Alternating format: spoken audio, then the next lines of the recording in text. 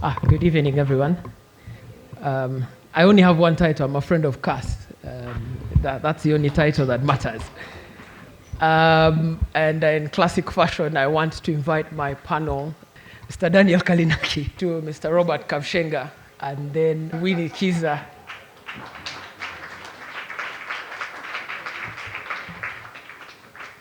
We were asked to do a very difficult job, which is to try and find this middle, or something called a middle. And I've had this conversation with Anna. I think it's run for almost 3 years. In a country where you have polar extremes, what does the middle look like? You have extremely rich people like Daniel, and extremely poor people like myself. It can be very difficult. Yes. It can be very, very difficult to find a middle. But I wanted to start with you, Robert. And the reason I'm starting with you is because we want to just draw upon history. Has Uganda always been a country of great extremes? Has there never been a middle ground in Uganda from which people can spring to say this is the politics of the middle? I need to disclose something. So first of all, I was invited to be on a panel. That's the last I heard of it. I said yes, now is the end of the story. I had absolutely no idea what we were going to talk about. I didn't even know I would be asked to start with the middle ground. But knowing Anna and my relationship with Cass, I knew it would be something about history. But first, I am very annoyed with the German ambassador because he stole my idea. I had actually planned to tell you guys about Konrad Adenauer. And I don't know if any of you has read Henry Kissinger's book about leadership. And the first person he writes about is Konrad Adenauer. And I will ask you to indulge me at some point to read a few extracts, because you've got to understand how this man was so central to the recovery of Germany and the politics of the middle. Mr. Ambassador, I'm quarreling about you because, okay. But I'm going to ask the video guy, because I came with a little clip which I would like them to play. Because some of you, and a lot of you people sitting here, think Uganda started in 1986. But Robert, there's only one person in their speech who asks for people to play videos. Okay, but I want the young people in this audience, because the particular, I don't know if, are you able to play? Play. It's just 2 minutes, it's not very long.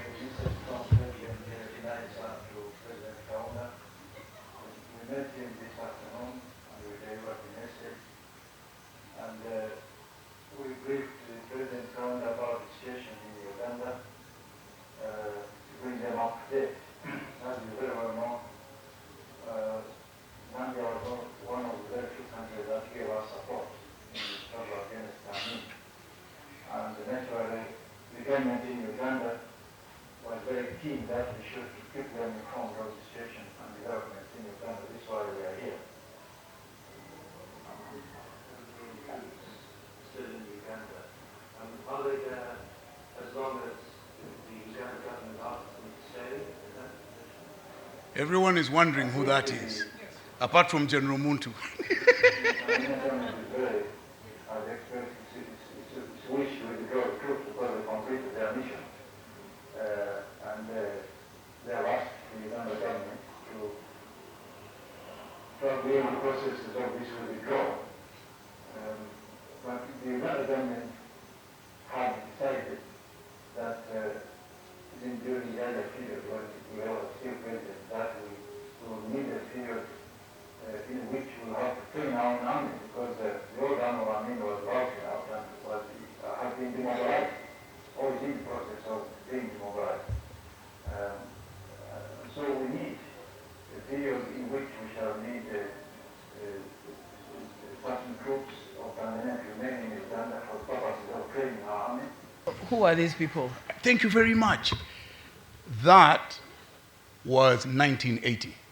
The person speaking was a man called Professor Dani Wadada Nabudere, who was the chairman of the Political and Diplomatic Commission of the Uganda National Liberation Front.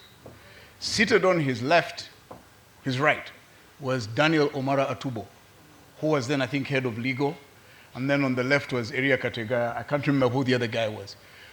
1979 to 1981 was the first time we experimented with politics of accommodation, the middle way.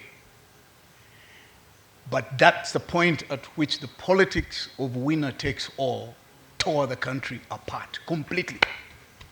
And we lived through 6 terrible years of violence, human rights abuses, killings.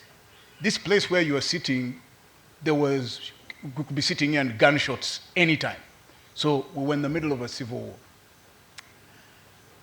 1986 to, you could say, 2005 or 2003 was perhaps again another successful political experiment with accommodation, the movement system, in which there was an attempt to accommodate everyone in the Ugandan political spectrum. Every time we have departed from that principle, the politics has gotten ugly and terribly violent. And I want to argue, Raymond, this evening, that in fact, the most successful political experiment and what we should build as the political tradition of Uganda should be based on accommodation, however shabby and inconvenient it is, because we now know what the alternative is. Maybe before I move on to Winnie, I wanted to stay with you. It looks like for you to succeed at building the case for politics of accommodation, you have to be the victor of the day. Because if you ask the DP, for example, they would say the movement system had banned them from political organizing, banned them from parliament, and as a result, they were weakened as a party. Does one have to first emerge victorious, then start to be accommodating? At the risk of trying to fit the whole of Uganda's political history, post-independence political history in 2 minutes, I again would like to argue here, as I've argued elsewhere, that perhaps one of the most successful political moves by President Museveni was to score a military victory in 1986 and then use that as a leverage to build a political coalition that lasted for a very long time. Everyone in Uganda who has acquired power by military force and gone on to exercise it has failed tragically. And I think that's a lesson we must take. It doesn't matter how powerful and forceful you are. Even if the other people have nothing, you must bring them in. The famous thing about being inside the tent and doing it outside, than all of us being outside the tent and making it terrible for you to be inside. We are at a diplomatic party. I don't want to use certain language. Honorable Winnie, I want to come to you and the politics of the middle. First, I want to start with your time in Parliament before we speak about the party itself. You traditionally built an opposition outfit that was accommodating of other opposition parties. You didn't have power. I mean, you were the most powerful opposition party at the time, but you accommodated other political outfits in it. Would you say, and I don't know how diplomatic you'll have to do this, but would you say the existing opposition apparatus is as accommodating of other opposition figures or other people who disagree with them as they should be?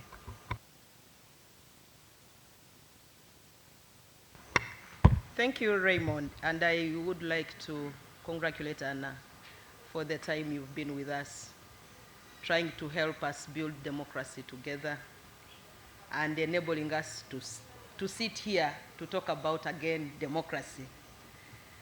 Ray, you bring a very complicated question, I will say, because leadership styles are different, leadership capabilities are different, and times are different in which people offer leadership.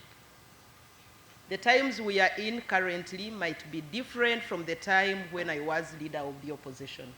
And I want to thank the members of the other opposition political parties that we worked together then, when I was the leader of the opposition, and the members of parliament from the opposition that I worked with, because it was through the unity that we created, through the collaborations that we had as political parties at that time, that I managed to steer the House that far. Times have changed because now, you know, my elder here was talking about the history of my senior. Oh, I am touching a live wire. Senior here was giving us a very nice perspective of the past and how there was political collaboration. But this time there is political collection. They don't want to collaborate with others. They want to collect and co-opt. They don't think the others coming on the table have something to offer. It's like they are doing some people a favor to bring them on a table, to discuss on a table, to reason, and on a table to shape the policy agenda together. At our time, that was not the issue. While I was the leader of opposition, I knew that we had a Uganda to look at, and that this Uganda was to be nurtured by all of us from both sides. And for me, that is what I looked at. I had a mind that it's not about the majority to take it all, but that also the voices of the minority to be listened to. And so I went into that house with that mind, that even when we are few, united, we can be a collective. And it's this collective that can bring out a voice that will be heard. And it's a mind that we all shared, those of us who were in the opposition. Unfortunately, with political collection, the regime has almost collected those who would have been the other voice. And to me, I believe that competition is the heartbeat of democracy, because it ensures that the participants in democracy will hold leaders to account, and that possibility will afford the citizens a variety of choices. And so we were there, we offered ourselves to give an alternative voice, to come in with policy alternatives, and we worked as a team. We succeeded together. Where we failed together. But with the political collection, it created some semblance of less of trust amongst ourselves, because you wouldn't know who is in opposition and who is not in opposition. And I think that is the challenge that the current leaders of the opposition are facing. They are those who seem to be in opposition, but have accepted to be collected by the regime and are working together with the regime. That having them on your table to work with them poses a situation of dishonesty, because you are not sure whether they are with you or they are with the other. And now we are in times where the regime is completely different from the one that my big brother here referred to. The one of wanting to work with others. It is just winner takes it all, and you are either with us or you are against us. If you come around as a member who is bringing an alternative view, you are looked at as an enemy, not as a factor to cause change or to bring an alternative view. Alternative views in Uganda are as deadly as poison. Mm-hmm. You need to have an extra skin to begin parading yourself as someone with an alternative view. And that is why there was a feeling that there is only one man with a vision in the whole country. One man with a vision. You bring your vision, they tell us that even thinking follows hierarchy. That's what I hear. So if I'm to think, I have to first go to number one. Then number one should bring my thoughts. That is how complicated the situation is. And I really feel it's unfortunate for those who are in the leadership of the opposition. Maybe if I could ask you a more live question. I saw yesterday that you were congratulating members who had made it to cabinet. Yes. And I could see beneath your tweets people saying, how can you congratulate these people? You're also calling them the regime. How can you congratulate members of the regime? And for me, this is then the question, what is the middle ground? At what point do you say, okay, we might disagree politically, we might have different views, but if you make it to cabinet, I'll congratulate you and hold you to account. If you followed the tweets, I didn't congratulate everybody. It wasn't a blanket congratulatory message. I congratulated those that I believe in Uganda, and I congratulated those that I know have Uganda at heart. And I know that these are our leaders. They are the ones we are going to hold accountable. As for now, chance has brought it in their face, or fate has given them to us as our leaders. We have to give them the support that they require. We have to ensure that we follow what they have promised to do for the country to be able to hold them to account. But one other thing I know is that when you know that there are some people watching you, at some point, you may also walk slowly. But those who have given up on saying, I don't care, I'm not accountable to anybody, I don't expect anybody to hold me to account, are the ones that are violating the rights, like my elder brother said, that we are now in a system where violation of human rights is at the order of the day. Arresting people who compete with others is the order of the day. That your competitor is automatically an enemy and therefore you'll have to lock them up, you'll have to rough them up. I congratulated those I believe have Uganda at heart and have the best interests of the common person. Whether they are in government or in the opposition, I have congratulated them because I know that we are under duty as citizens to shape a better Uganda, a Uganda that we shall all believe in, that we shall all be happy about. And I believe that is the middle ground. That we don't have to be a mountain or we don't have to be a forest. We can start with a few individuals to transform the political culture of this country. And that we can begin with those few that I had to congratulate. You didn't see me congratulate President Museveni, right?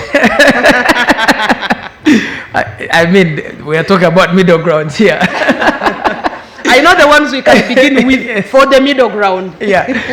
Daniel, I wanted to come to you. Maybe start by making a joke that, you know, in our previous profession, if Robert Kabushenga's printer got a problem, we wouldn't lose sleep at the Daily Monitor.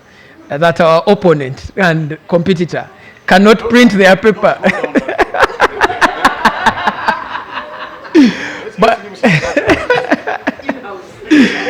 But Daniel, first drawing on the fact that you've written the autobiography for Dr. Kiiza Besigye, who is unfortunately currently in jail.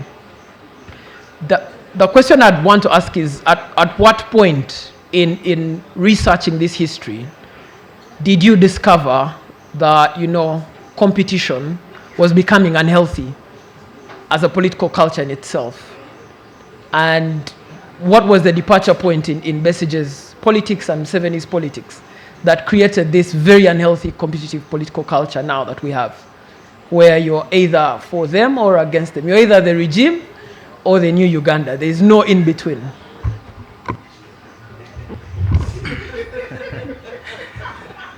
Thank you, Raymond, and congratulations, Anna, on your...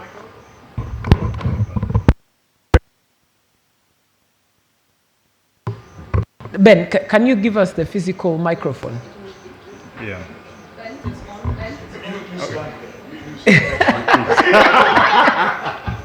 So, first, congratulations, Anna, on your service. First, Raymond, the conversation about the middle ground is not a peculiar conversation to Uganda. Tony Blair has just published an essay. It's about just under 6,000 words, trying to advise Labour in the UK about the danger of careening further left to try and deal with the rise of, you know, so the mainstream parties finding themselves attacked on the extreme fringes, right? The Conservatives on the right, Labour on the left. It makes some of the arguments a bit specious and self-serving, but I think the argument about centrality, about returning to the center, is something that is a conversation that needs to happen, I think, broadly.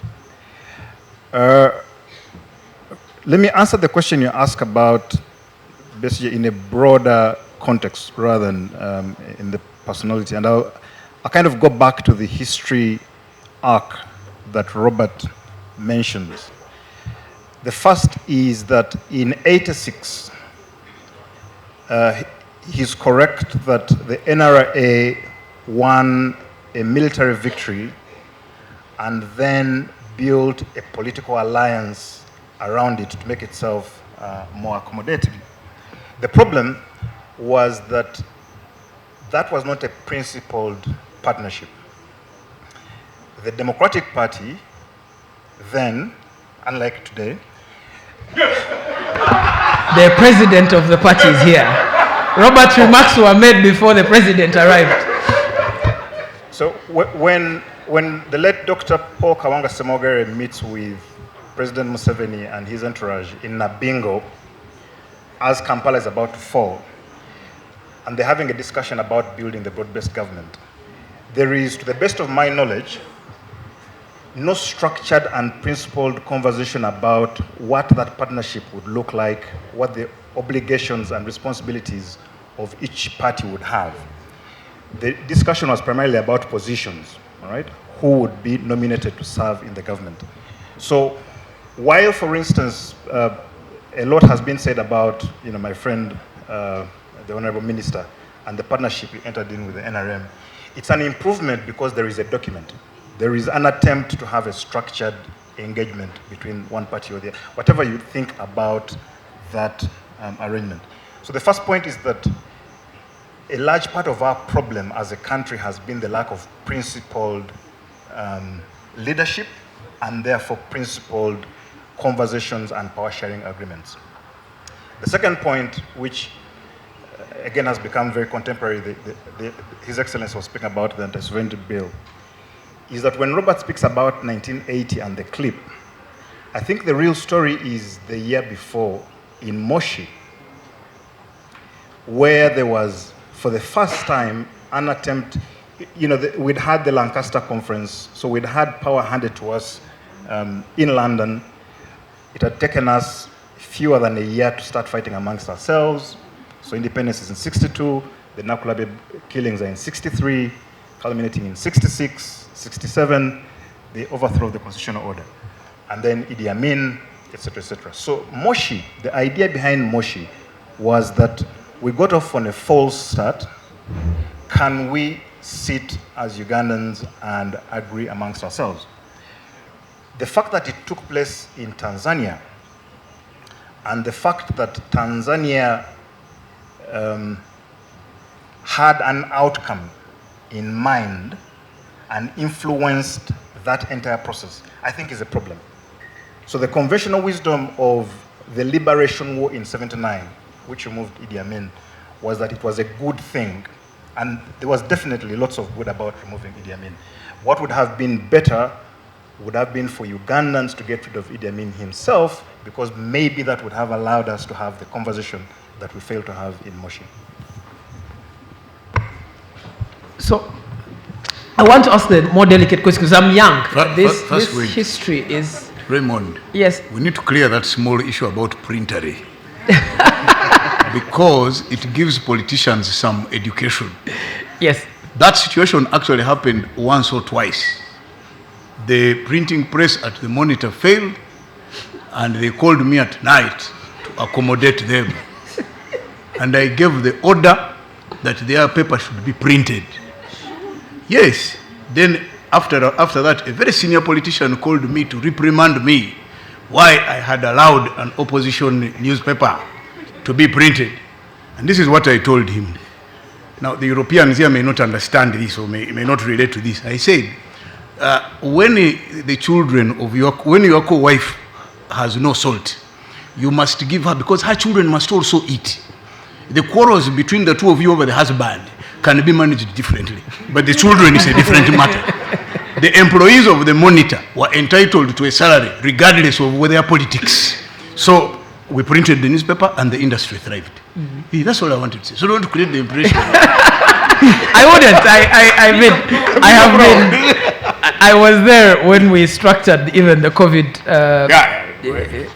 announcement. But it wouldn't be a Ugandan event if I didn't announce number plate. So if your car number plate UBE935P and car number plate UA761DC, please find your way. And also recognize important people. Oh, no, no. I have not been asked to recognize important people yet. I wanted to ask the more delicate. I'm a young person. Yeah. This history is great. It's all encompassing. I mean, I'm from a historical family, so I've encountered it. But this is a live matter. It is here, today, and now. We have a government in force at the moment. Some people disagree with it. So how should young people relate in the moment where the political storm is really out there? We have a government which people disagree with and disagree very heavily for. But we also have, you know, the areas in which there can be no middle ground. If you torture someone, there's no middle ground there. Where do we find the middle ground there? But if someone says, I like this policy in the yellow document, then all of a sudden it becomes a problem. So how do the young people create this culture where they relate with each other in spite of their marked differences? First, let me begin with, Robert, the other example that you need to speak about, collaboration. The New Vision in its typical fake news ways. I take that back. So the New Vision got a story. We all get stories wrong. So the New Vision once got a story wrong. I never told you, by the way, Robert, that story had come to us first. Yes. You remember? Yeah. I won't get into the details of the story, but in the fallout, one of the traditional kingdoms called for a boycott of Robert's platforms. It would have made business sense for us because we were the direct beneficiaries. In fact, some of them were saying, don't buy this one, don't buy the New Vision of Okede, buy the Monitor. And I wrote an editorial condemning the boycott. Right? So while there was short-term gain in taking advantage of their misery, it was not good for us to lose the voice of the New Vision, right? And to then create a situation whereby people who don't like what you report can then try to kill you, not just punish you, legally, but can actually try to kill you.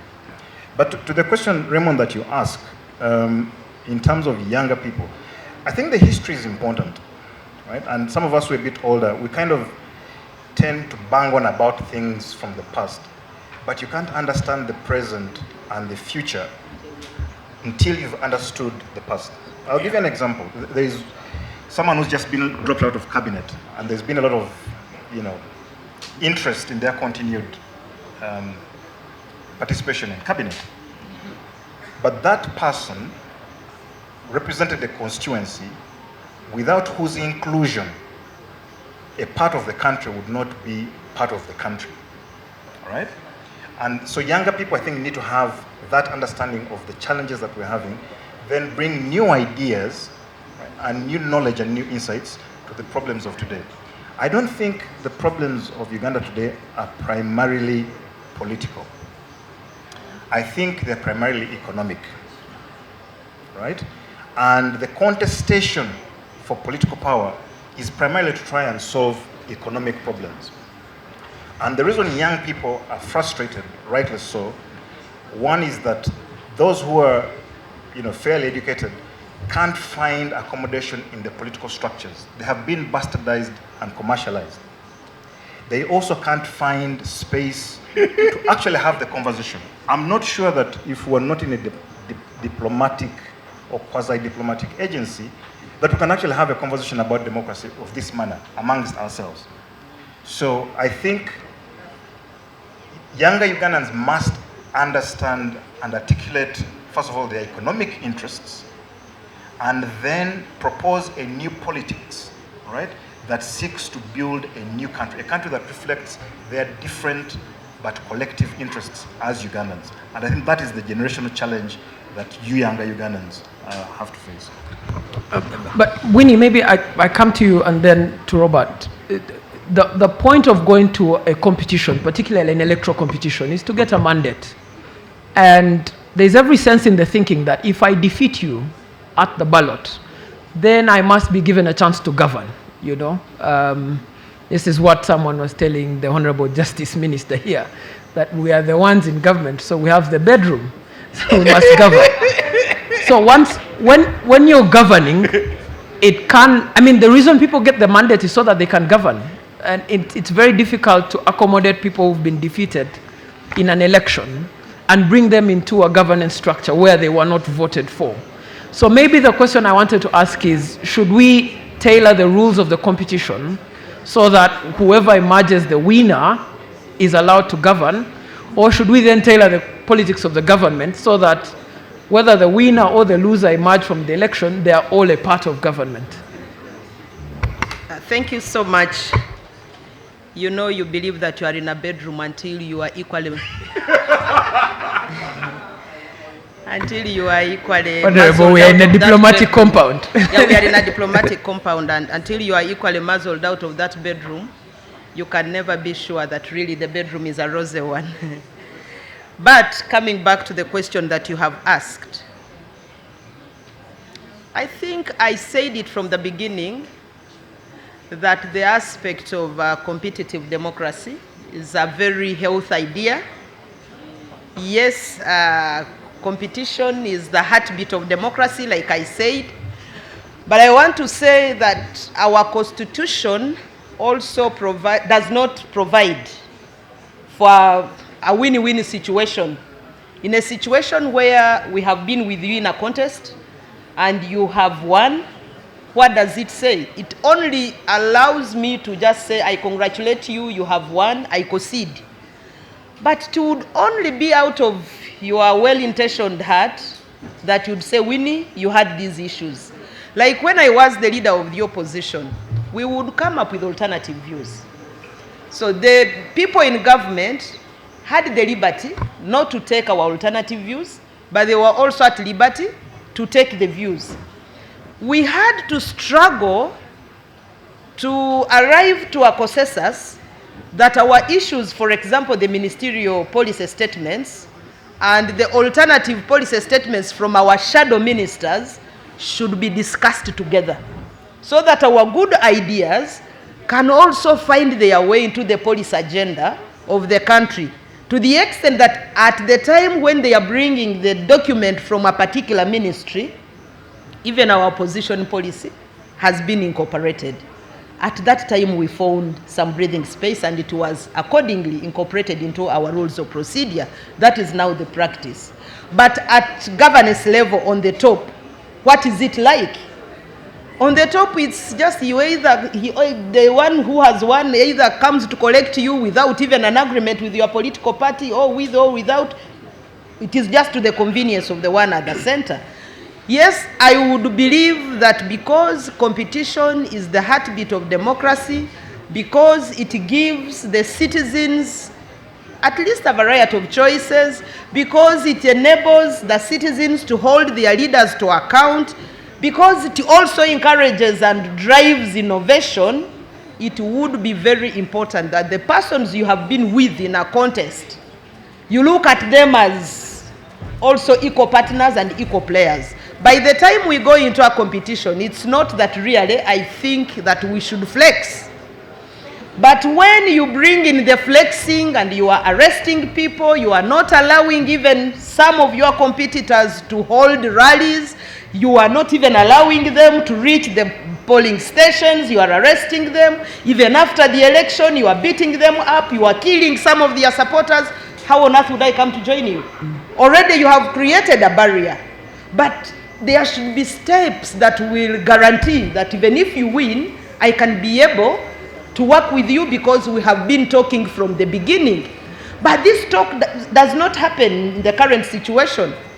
He has talked about the talks between the Democratic Party, though there was no write-up, but there was a gentleman's agreement where they talked and they said, yes, we can agree to work here. Maybe you can bring some of your members to work here. And many of the Democratic Party members were incorporated into the NRM party.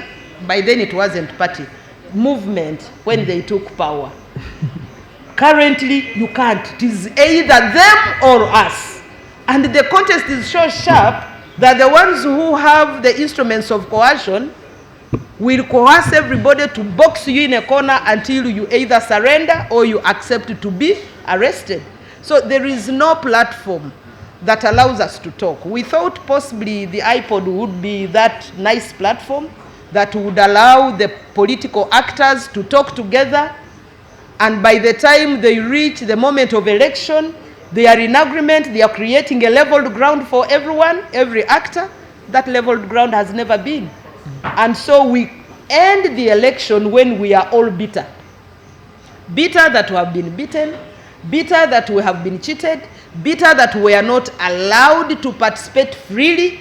And so it's not really very easy to find someone you have muzzled, you have beaten, you have suppressed, you have even imprisoned, possibly you have even killed some of their supporters, to say, come and we work together. It would be a betrayal. So until we reach a point where we are looking at each other as partners in the development of our country, we are creating a situation where we allow the citizens to listen to all of us and know that we all mean well, and know that whoever wins will possibly even take the agenda of the other, the competition becomes healthy. And so it enables us to have a win-win situation where we can arrive at a middle ground and say, where do we begin from? Which is not happening currently. But we all keep praying that that situation happens, where we can arrive at a middle ground, where we don't look at each other as enemies, but we look at each other as partners in the development of our country. Robert, final question to you. On whom do we place the burden to create this middle ground? You underestimate the power of Anna's hospitality to alter people's method of thinking. So I encourage men not to serve the alcohol, but we are here. yeah, okay, sorry. Yeah. On whom do we place the burden of creating this middle ground? Who has that burden to say, this is the middle ground that has been created? When you are in this middle ground, it's a safe zone. I think the first place that can force such an outcome is when you have a politically conscious and a civic awareness in the population. That is the only thing that's going to save you. And how do we arrive at acquiring that? Look, guys, the rest of us are in the evening of our lives. I mean, we are done. Those of you who are young enough and want to make a difference, please, I beg you, as a matter of your existence, please acquire knowledge. You cannot participate in things based on guesswork, feelings, and emotions. The politics of Uganda in particular is very treacherous. You cannot fly blind. Now, those of you who have had the privilege to be in front of me today, I beg you, this book is available in Aristoc. Go and read it. Buy it and read it. Why? Because Henry Kissinger explains or gives you the stories of people. There are 5 men and 1 woman in this book, and how they, while keeping their principles, I had some passages to read about Konrad Adenauer that I won't bother reading. I'll just tell you that the principle is that you know where you stand, but you are willing to let another person with a different approach, you're willing to understand them and accommodate them as long as the broader public principles are accepted. Now, Raymond, let me just point out one important thing. Whether you like it or not, things will change. Yeah. And we seated here are a living example of how that change can happen.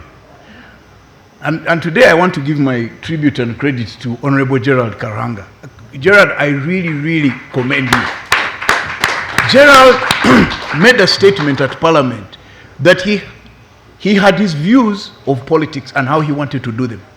But his voters had a different idea of the kind of leadership that they wanted. Am I wrong?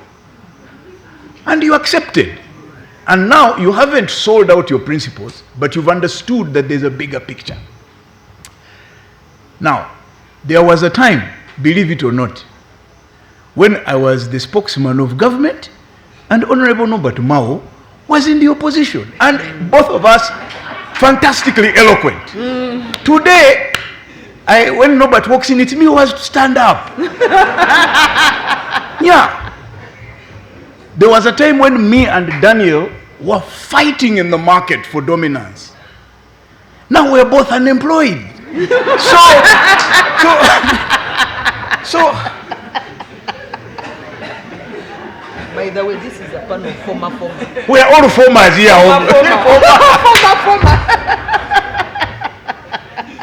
So, as a tribute to Anna, before she leaves, or even when she leaves, for her, if we're to invite Anna back in 20 years, for those of you that have worked with us, it would be a tribute to her if we can build on the tradition of the politics of accommodation of Uganda.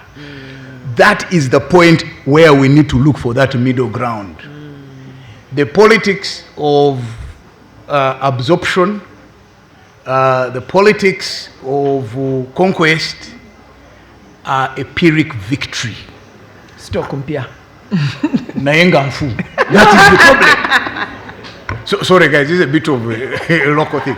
So I would say to you, in answer to your question, if we want to start at the real place, it's we, the public, being conscious so that we can impose on the Geralds of this world to listen to us and adopt our interests and our thinking, what Daniel was talking about. And folks, especially the young ones, reading is not reading a few posts on social media and assuming you know everything. No, you don't. Please read history in order to meaningfully participate in the debates that shape the outcomes, particularly the political ones, of our country. All right. Thank you, Robert. For those of you that can't afford life, like Robert didn't at some point, this book is available at the bookseller. It's a free public library. So please show up. It's available to read.